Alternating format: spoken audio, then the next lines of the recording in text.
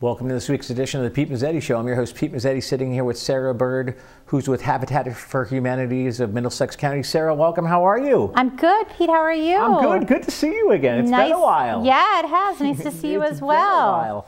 So, Sarah, what's been going on with Habitat, especially with the COVID, and what's been going on recently? So our biggest news is that we are building a house in Westbrook. Oh, yeah, that's right. And not only are we just saying it, we're actually doing it. Really? Yes. Oh, so we broke ground during COVID. Well, during the beginnings of the pandemic, we started building back in like the middle of April. Okay. So currently the foundation is in. My construction staff is getting the job site to the point where we can actually have volunteers out on it. Oh, nice. Yeah, so we are excited. So July 8th, we will be opening it up to volunteers. We'll be limiting it to 10 based off of, well, the governor says you could have 25 people outside. Right. 25 volunteers on a job site is a lot of volunteers. Yeah. But we actually get, so we say 10, we'll actually be able to do 10. So we're thrilled that that will be able to happen along with our construction staff. So that's our biggest news, that we are actually building in Westbrook. It's happening. Now, the other most important question is, in Westbrook, where?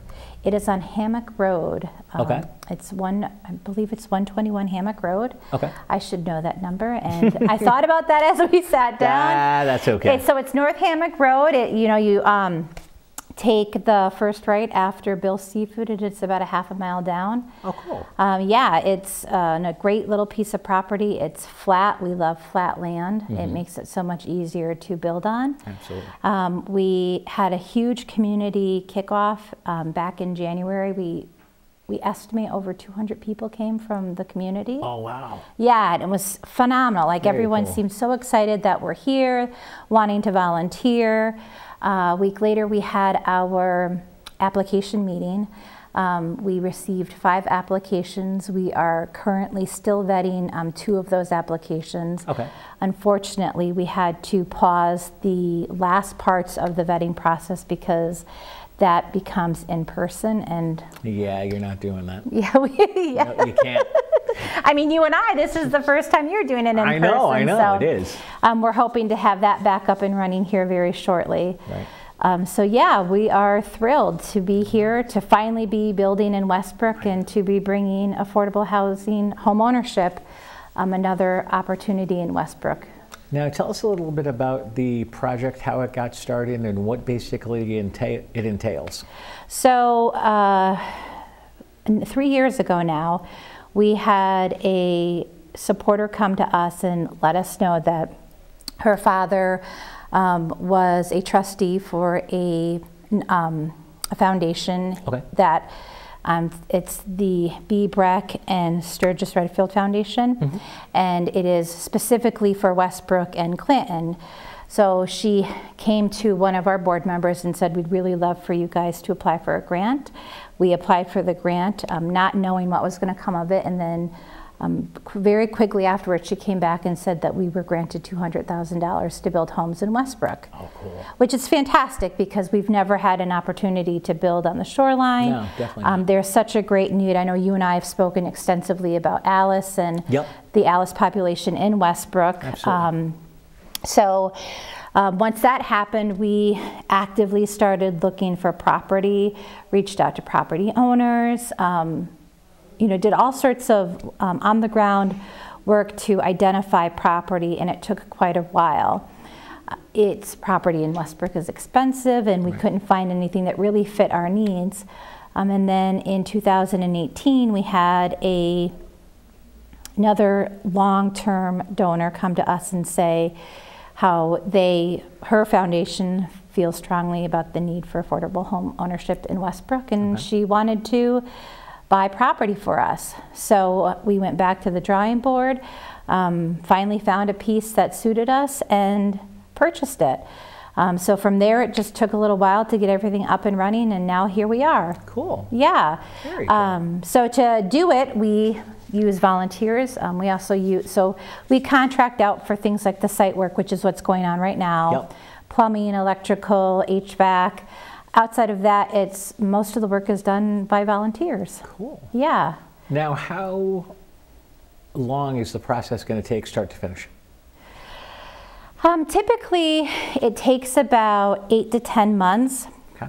And I'm going off of the last 2 houses we built, which were in Portland, and they were essentially, they ended up being 3 stories. Oh, because wow. It was a walkout basement. Oh my goodness. Yeah. This house is 1 story. It's being built on a slab foundation instead of having a basement. Sure. So we think that is going to cut down the amount of time. So I would say more like 6 to 8 months it should take. Our original hope was that we would have a family in by Christmas. Yep. I'm not sure that's going to happen because of the current situation we find ourselves in. Absolutely. So I would say by early in the next year we should have a family in there. Oh, cool. Yeah. Now let's talk about the current situation that we're currently undergoing and how the Habitat for Humanity's, how you guys have been affected. In terms of? In terms of the store, in terms of... Okay. So, well, I think I would also be remiss if we're talking about the current situation, how, when our governor says stay home, stay safe, Yep. so many of us have a home to stay safe in. And I think Habitat, certainly Middlesex Habitat, along with all of our other Habitat affiliates throughout the country, the stay home, stay safe has never been more meaningful and impactful because there are so many people that don't have a safe, decent, affordable home to stay safe in. Absolutely. So I think that although we are not an essential, frontline nonprofit, the work that we do seems much more important now than it did, say, March 15th. So outside of the pandemic really truly showing us the dire need for affordable housing, Middlesex Habitat did, so our store was closed for 11 weeks. We just reopened it last Wednesday, June 3rd. Okay. So that is, a pretty large impact to our budget to have our store as our '1 fundraiser. Yeah. We had to cancel a event that we had planned for this past weekend. So I think as a whole, our affiliate has felt the impact, the economic impact that most other nonprofits and small businesses have felt. Right. Yeah. Exactly. So I think, we are definitely going to, be going into hopefully a recovery period after having gone through the impact. Our hope is that the store, the store did phenomenal last week. We were very nervous because we thought, are people going to want to come back? And, you never know. I was having a conversation with someone today and we were talking about being next to people and how, like, psychologically, I think this pandemic we're going to be all afraid to go, when we can go closer than 6 feet. It's going to be hard to go closer to 6 feet. It is. But it went well. And it did. It did. And we're here today. The store opened. It did really well. And hopefully it stays that way and we do go into a recovery period. Absolutely. Now tell us a little bit about the store. What types of items and all that other good stuff? So our store is, I like to fondly say that if Lowe's and Pier 1 got together and had a baby, it would be a Habitat Restore. There you go. So we have a cross between building materials and furniture. All right. So you can find kind of a little bit of anything. You can go in there and find tile. We have a paint line called Recolor that we resell it. Okay. Furniture, windows, doors, air conditioners. I know that's been a big hot item right now. Desks. I went in there today to see what was left because they had such a great weekend, and I think they sold almost all of the desks in the office area. So all sorts of things. What you wouldn't find would be like home goods, like stuff you'd find at TJ Maxx. Now, where exactly is the store located? It's located in Cromwell. It's 34 Shunpike Road. If you are if you're familiar with Cromwell, it's where the old Joanne Fabrics used to be. Oh, okay. Yep, so, and we actually just, we used the time we were closed to expand our store. Yeah. So we just took on another about 3,000 square feet. Oh, So wow. yeah, the store is for you newly guys. expanded. It looks absolutely beautiful. Nice. Yeah. Very nice. Now, what are hours of operation of the store? So some things have changed. Yeah. Our store is now open Wednesday through Saturday, 10 to 4. Donation drop-offs are only being taken in the rear of the building from, again, Wednesday through Saturday, 11 to 2.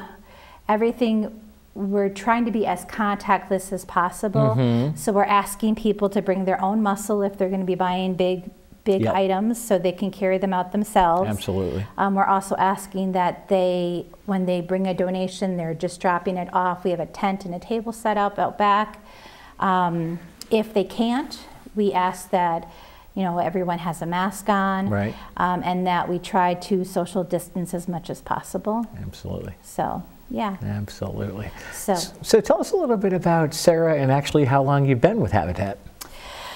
so I have been with Habitat. I started in September of 2013. I started as the restore manager, actually. Wow, really? Yeah.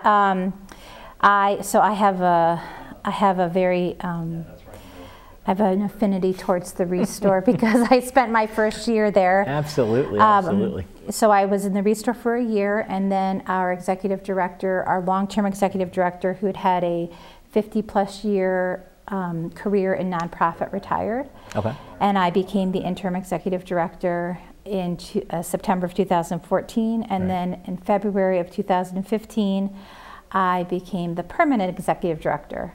So Yep. I've been there for 6 years, executive director for 5. Nice. You like it? Yeah, I love it. Yeah.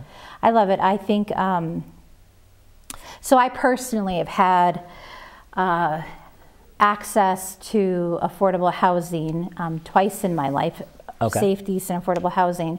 So I know full well the what affordable housing does, how it impacts somebody's life, how safe housing impacts somebody's life.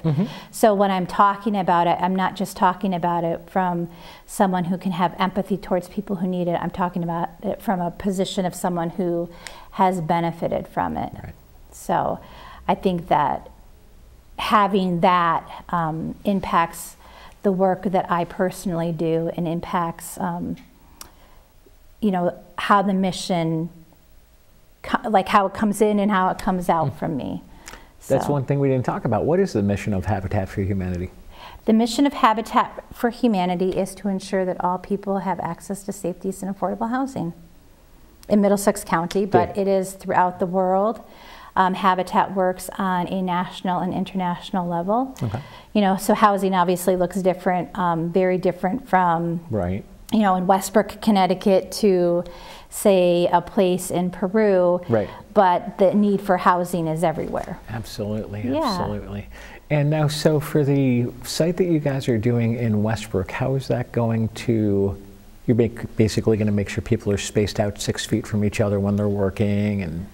So when the volunteers do come on site, Yeah.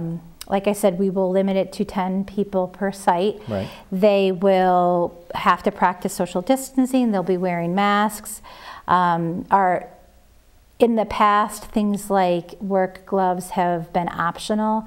Right. Work gloves will not, it'll no longer be an option. Will be mandatory? It'll be mandatory, specifically because there are some things on the work site that will, it'll be hard to not share them. Right. So to ensure that there's kind of no, you know, no cross-contamination or no right, hand exactly. touching, we're going to ensure that people are wearing masks.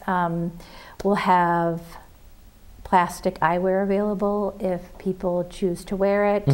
The same thing in the restore, all those, minus the gloves, people in our volunteers in the restore don't have to wear gloves. Nope.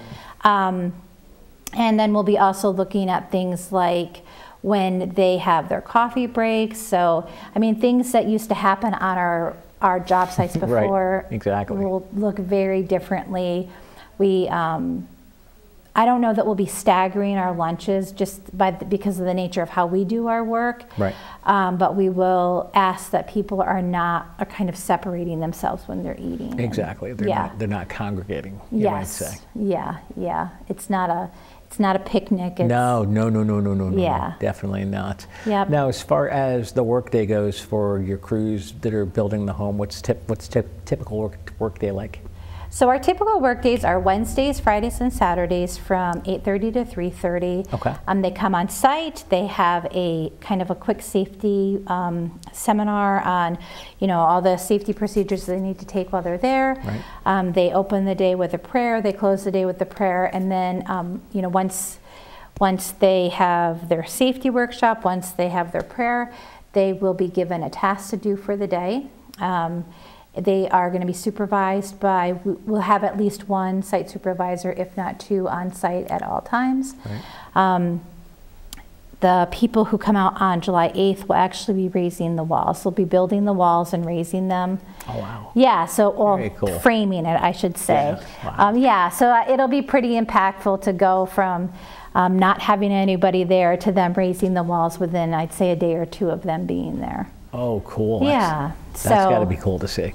It is super cool. And then they'll also be working on the roof pretty quickly. Okay. We build our roofs on the ground, and then we have a crane that lifts them up, so that way we don't have to have people on ladders or scaffolding building the roof. That's how we've done the last two, because they were so high. Right. But it has worked so well that that's a practice we'll do moving forward. Exactly. As my paper falls to the ground. Exactly. Yeah. That's fine. So what else we want to tell everybody about Habitat? So our store is reopened.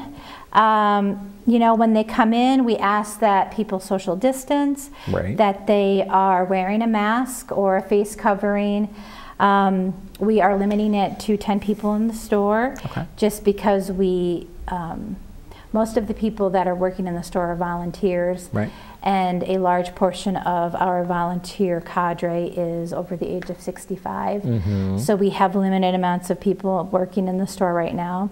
So to help maintain that and maintain some semblance of control in the store, we're keeping our number pretty low. Yeah, so we're open. Cool. Come and see us if you have a donation. So we haven't started, we typically do donation pickups. We haven't started that back up yet. Right. I imagine it's going to be in the next couple weeks. So they could call in. The number that they would call, I did write this down, is 860-788-6483. Okay. So that number will put them through to the donation hotline, and they could they could schedule an appointment for us to come out and pick them up. I could tell you that after last week, the store is going to be in desperate need of donations. Right. So that's a great way to make a quick impact for us. All their donations will go into the store. All the funds from the store goes to help build more housing in Middlesex County. Now let's talk about donations for the store. Yes. What types of items are you looking for? So, oh my gosh, right now they're probably looking for a little bit of everything. Appliances, they're always looking for appliances. So appliances less than 10 years old. Okay. Couches, wood furniture, desks. It appears that desks seem to be a very hot item right now. Okay. Air conditioners, building materials. When they call, Deb, who is our store manager, runs the donation hotline. She'll walk them through all the things that, if what they're calling for is an appropriate item that we can take. Now, obviously, does the donation, does it vary of what you guys carry every week? Oh, all the time, because everything is like a one-off, right? Exactly. So So as I was walking through today, there were so many things that I didn't see when I left on Friday.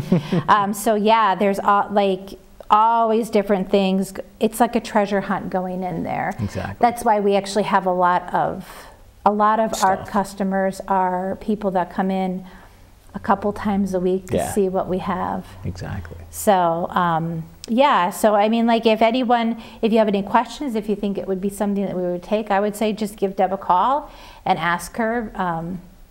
Right now, we need the donations because they had a great week last week. Exactly. Yeah. And obviously, if you want to go drop off your donation, you can, but you have to be very careful because of what's going on. Absolutely, yep. So if they want to come, we ask that you come in, see the tent, leave your donation. If you need help, there is somebody outside that can, help you. We ask, then you would probably end up having to stay in your car. But yeah, absolutely. We're trying to be as contactless as possible. Yep. So when we looked at what are the safest ways to open our store, we considered a lot of different things.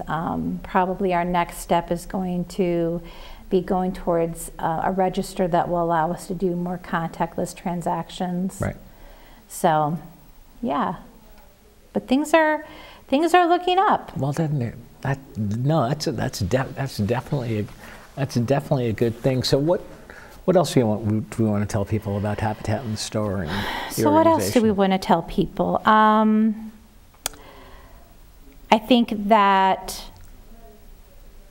it's important for people to be aware of the need for housing.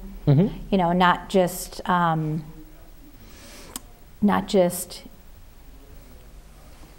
now, but always. Right. I think that we're also looking at the possibility of many people, many Alices who are going to have large amounts of rent debt due. Right. So in Habitat World, we talk a lot about ensuring that people are spending less than 30% of their monthly income on housing. And there's so many people that are not. I was reading an article today that was talking about how before the pandemic, there was over 18 million Americans who were without safe, decent, affordable housing. And what is that number going to look like when we, as you said earlier, come out to a new sense of normalcy? Exactly. Is that number going to be higher? So I think that as we move away from the need for an emergency response, for people to really take a look at how do we ensure the safety of our neighbors if and when this was to happen again. And housing, I think, is a huge, it makes a huge impact. I mean, when you have people who are in a crowded one bedroom, right. How fast could a virus go through that house, and then how many people they're impacting. So housing isn't necessarily just a need for the people because people need safe housing. I think it's also for the community because, it's a prescription to a lot of different things. So that's what I would say. Exactly. Yeah. Now let's circle around and let's go back to the REIT store and where exactly it is, and let's talk about some of the items that you guys have and maybe some of the donations you're looking for. So the REIT store is located on 34th Shumpike Road in Cromwell. We are in a plaza. We are behind the 99 restaurant and Kentucky Fried Chicken across the street from Stop and Shop. Okay. So we're open Wednesday through Saturday, 10 to 4 is our new hours. It's very safe and clean, and the feedback we got last week was that our customers felt safe being there. Right. And in terms of donations that we need, I mean, I would say right now, wood furniture, so dressers, tables, desks. They take buffets if it comes with a dining set, because that's not something that sells often anymore. No. They don't take TV cabinets, but they'll take like a TV stand. And then couches. Couches seemed to be a big seller last week. Wow. So, and they actually do have some sales going on right now. Oh, do we? Excellent. Yes, so they are Recolor paint. The 5-gallon buckets are 10% off. There are some paint colors that I think those were 10% off as well. Not all of them, just certain 1-gallon Yep. paints. Our beds were on sale for $15. If you bought them with bed rails, they were $30 or $25, $25 or $30. Oh, cool. All of the miscellaneous dining chairs were $3 a piece. And the best one, well, the one I thought was the most, I mean, it's not really exciting, but we receive brand new lights, LED lighting. So we have loads and loads of lighting, and right now every light bulb is 50 cents. Brand new LED light bulbs. Excellent. And they range, so we have like candelabra light bulbs all the way to floodlights. Oh my goodness. So, and they're all 50 cents. Oh my God. Yeah. And obviously the inventory changes. Inventory changes all the time. There is a Facebook page, Restore Cromwell is the Facebook page for the store. They'll put things up there occasionally. However, because our inventory changes so quickly, sometimes it's hard to keep up with putting things online, because you could get something in and then it sells right away. And if people want more information on Habitat, where should they go? They should go to habitatmiddlesex.org. But you know, I'm also going to send them to habitat.org, which is our national site. Sure. Right now, the content on the site is really phenomenal. They're talking a lot about the need for housing, why housing was so important during the pandemic, why housing is so important for racial equality. Okay. So there's some great content there. Cool. Sarah from Habitat, thanks for some time, and we'll see you soon. Thank you. Thank you. Yeah. On behalf of Sarah Bird, I'm Pete Mazzetti. Thanks, good night, and we'll see you next time.